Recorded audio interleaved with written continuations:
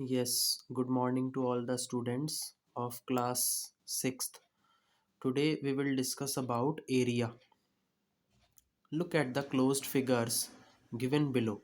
आप नीचे जो दी गई closed figures हैं उनको देखिए. All of them occupy some region of a flat surface. इन ये जितनी भी figures हैं ये क्या करती हैं, occupy करती हैं कुछ region. ओके कुछ रीजन इनका फिगर्स का ऑक्यूपाइड रहता है on a flat surface. Can you tell which one occupies more region? क्या आप बता सकते हैं कि कौन सी फिगर ज़्यादा रीजन ऑक्यूपाई कर रही है? जैसे कि अब यहाँ देखिए, ये फिगर ए है, ये एक स्मॉल सर्कल है. इधर फिगर बी है, ये थोड़ा सा इससे बड़ा सर्कल है. तो कौन सा सर्कल ज़्यादा एरिया घेरेगा? ऑब्वियसली जो बी वाली फिगर है वो ज़्यादा एरिया ऑक्यूपाई करेगी. इसी तरीके से यहाँ देखिए, इधर एक स्मॉल स्क्वायर है ए वाली फिगर में और इधर बी वाली फिगर में एक बिग स्क्वायर है. तो इसमें भी जो बी वाली फिगर है वो ज़्यादा एरिया ऑक्यूपाई करेगी, जो कि आपको देखने से ही पता लग रहा है. ऐसे ही इसमें दो लीव्स बनी हुई हैं फिगर ए में और फिगर बी में. तो यहाँ ये जो बड़ी वाली लीव है ये ज़्यादा एरिया ऑक्यूपाई करेगी इन कंपैरिजन टू बी वाली फिगर में जो लीव बनी हुई है. ऐसे ही यहाँ पर एक जो ए वाली फिगर है इसमें एक स्मॉल एक स्टार है. ओके, तो ये थोड़ा सा कम एरिया ऑक्यूपाई करेगा. ऐसे ही ये जो बी वाली फिगर है, इसमें ये जो स्टार है it occupies more area. Okay, अब आगे देखते हैं. यहाँ पे देखिए, the amount of surface enclosed by a closed figure is called its area. Amount of surface. Okay, कोई भी एक सरफेस है, उस पर आपने किसी क्लोज्ड फिगर को रख दिया, तो वो जो क्लोज्ड फिगर है जितना अमाउंट ऑफ सरफेस वो घेरेगी वो उसके लिए क्या बनेगा, उसका एरिया बनेगा. So can you tell which of the above figures have more area? क्या आप बता सकते हो कि कौन सी फिगर जो कि हमने अभी ऊपर देखी थी किसका एरिया ज़्यादा होगा? तो वो हम डिस्कस कर चुके हैं. अब इसको देखिए, जैसे कि ये वाली ए वाली फिगर है, इसमें एक बड़ी सी पत्ती बनी हुई है. बी वाली फिगर में कुछ इस तरीके की इर्रेगुलर फिगर है, जैसा कि आप वीडियो में देख पा रहे हैं. Now look at the adjoining figures of figure 10.9. 10.9 जो फिगर है इनको देखिए. Which one of these has larger area? इन दोनों में से किसका एरिया ज़्यादा होगा, ए वाली फिगर का या बी वाली फिगर का? तो यहाँ पर हमारे लिए जो एरिया है उसको बताना हमारे लिए कैसा होगा, डिफ़िकल्ट होगा. हमारे लिए मुश्किल होगा बताना कि just by looking at these figures कि किसका एरिया ज़्यादा रहेगा. So what do you do? तो आप क्या करेंगे इस केस में? तो इस केस में हम क्या करेंगे, इनको एक स्क्वायर्ड पेपर या फिर ग्राफ पेपर के ऊपर रख देंगे, where every square measures 1 centimetre multiply 1 centimetre. जहाँ पर हर एक स्क्वायर जो होगा वो 1 सेंटीमीटर बाई 1 सेंटीमीटर को क्या करेगा, मेज़र कर रहा होगा. यानी कि जो एक छोटा सा स्क्वायर होगा उसका एरिया अगर मैं बात करूँ तो 1 सेंटीमीटर स्क्वायर के बराबर होगा. ओके, इसमें आगे देखिए, make an outline of the figure. आपको उस फिगर की क्या बनानी है, आउटलाइन बनानी है. Look at the squares enclosed by the figure. आपको जो नंबर ऑफ स्क्वायर्स हैं जो उस फिगर ने क्या करे हुए हैं, घेरे हुए हैं, उनको देखना है. Some of them are completely enclosed. इनमें से कुछ ऐसे स्क्वायर होंगे जो पूरी तरीके से क्या हैं, एनक्लोज्ड हैं, पूरी तरीके से ढके हुए हैं. सम हाफ, कुछ हाफ हैं यानी कि आधे हैं. सम लेस देन हाफ, कुछ आधे से कम होंगे. And some more than half, कुछ आधे से ज़्यादा होंगे. तो एरिया क्या होगा, the area is the number of centimetre squares that are needed to cover it. तो एरिया जो होगा ये क्या होगा, नंबर ऑफ सेंटीमीटर स्क्वायर्स की, जो सेंटीमीटर स्क्वायर है वो कितने हैं, उनका नंबर कितना है, तो उतना आपका एरिया हो जाएगा, that are needed to cover it, और जिनका उपयोग आप कर रहे हैं उस फिगर को ढकने के लिए। But there is a small problem, the squares do not always fit exactly into the area you measure.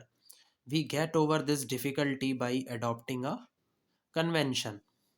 लेकिन एक छोटी सी प्रॉब्लम रहती है स्टूडेंट्स, वो क्या रहती है कि जो स्क्वायर्स हैं वो पूरी तरीके से फिट नहीं रहते हैं into the area that you measure. जो भी एरिया आप मेज़र कर रहे हैं उसमें वो स्क्वायर्स फिट नहीं बैठते हैं। And we get over this difficulty by adopting a convention. हम इस डिफ़िकल्टी से निकल सकते हैं अगर हम एक जो कन्वेंशंस हैं इनके लिए अगर हम उनको फॉलो करेंगे तो हम इस डिफ़िकल्टी से बाहर निकल जाएंगे। आइए देखते हैं वो कन्वेंशंस क्या क्या हैं। ये देखिए, the area of one full square is taken as one square unit. अगर मैं एक फुल स्क्वायर ले लूँ तो उसका एरिया मैं कितना लूँगा, one square unit. If it is a centimetre square sheet, अगर ये एक सेंटीमीटर स्क्वायर शीट है तो एरिया जो आएगा वन फुल स्क्वायर का वो कितना आएगा, one square centimetre. Now ignore portions of the area that are less than half a square. आपको क्या करना है, इग्नोर करना है उन पोर्शंस को जिनका area less than half a square से कम है, तो उन पोर्शंस को आपको इग्नोर कर देना है। If more than half a square is in the region, अगर जो हाफ से ज़्यादा अगर रीजन आ रहा है, just counted as one square, तो उसको आप पूरा एक स्क्वायर काउंट करेंगे। If exactly half the square is counted, then its area is 1/2 square unit. अगर जो स्क्वायर है वो कैसा है, एग्जैक्टली हाफ है, मतलब बिल्कुल हाफ है वो स्क्वायर, तो उसका एरिया कितना लिया जाएगा, 1/2 square units. Such a convention gives a fair estimate of the desired area. इस तरीके का जो कन्वेंशन है ये आपको एक फेयर एस्टिमेट देगा, आप अच्छे से उसका मूल्यांकन कर पाएंगे कि आपका जो एरिया है, डिज़ायर्ड एरिया है, वो कितना है। ओके, आगे देखिए,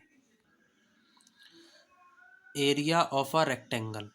with the help of the squared paper can we tell what will be the area of a rectangle whose length is 5 centimeter and breadth is 3 centimeter. Now the question arises here कि students हम क्या कोई squared paper ले लें या फिर हम क्या करें ग्राफ पेपर के through.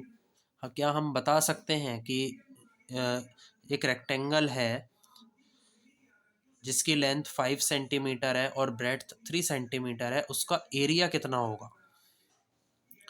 So draw the rectangle on a graph paper having 1 centimetre multiply 1 centimetre squares. एक रेक्टेंगल आप ड्रॉ करिएगा ग्राफ पेपर के ऊपर जिसके अंदर 1 सेंटीमीटर मल्टीप्लाई 1 सेंटीमीटर स्क्वायर्स है। The rectangle covers 15 squares completely. अब ये जो रेक्टेंगल है ये 15 स्क्वायर्स जो होंगे उनको पूरी तरीके से कवर करेगा। जैसे कि यहाँ पर एक रेक्टेंगल है और इस रेक्टेंगल को जब मैंने डिवाइड किया तो यहाँ पर स्क्वायर कितने आ रहे हैं, 1 2 3 4 5 6 7 8 9 10 11 12 13 14 एंड 15 स्क्वायर्स आ रहे हैं और एक स्मॉल स्क्वायर का जो एरिया है वो कितना होगा, 1 सेंटीमीटर स्क्वायर। तो 15 स्मॉल स्क्वायर्स का एरिया कितना हो जाएगा, 15 मल्टीप्लाई 1 सेंटीमीटर स्क्वायर, यानी कि 15 सेंटीमीटर स्क्वायर। तो एक तरीका तो ये है एरिया फाइंड आउट करने का। दूसरा तरीका क्या है कि इस रेक्टेंगल की लेंथ दी हुई है हमें 5 सेंटीमीटर और ब्रेड्थ दी हुई है 3 सेंटीमीटर। तो हम क्या करेंगे, हमें निकालना है रेक्टेंगल का एरिया।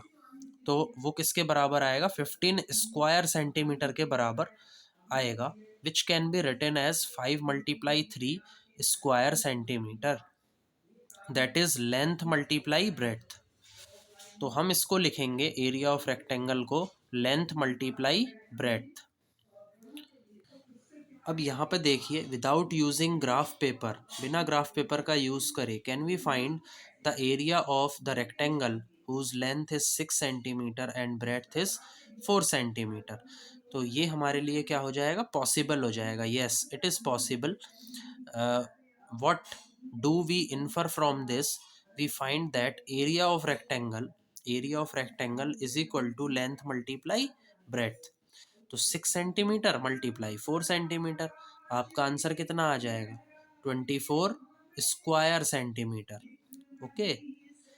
तो स्टूडेंट्स, आज की जो वीडियो है उसमें केवल हम यहीं तक डिस्कस कर रहे हैं। In the next video we will discuss about area of square. So thank you all for joining. Please like, share and subscribe my video. Thank you.